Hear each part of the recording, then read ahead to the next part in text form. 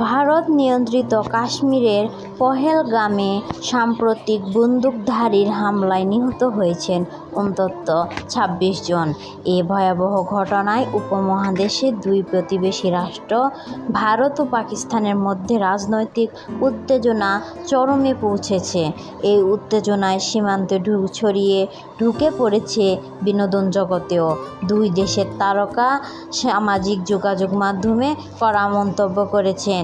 এরই মধ্যে নতুন করে আলোচনায় এসেছেন বলিউড অভিনেতা হর্ষবর্ধন রানে। জানিয়েছেন পাকিস্তানের অভিনেত্রীর সঙ্গে তিনি কাজ করবেন না।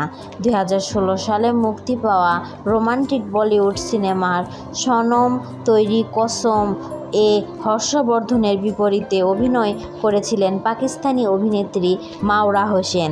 সিনেমাটি সম্প্রতি আবার মুক্তি পেয়ে বক্স অফিসে ভালো সাড়া ফেলে। এই সাফল্যের ধারাবাহিকতায় নির্মাতারা ভেবেছিল সিক্যুয়াল তৈরি করার কথা।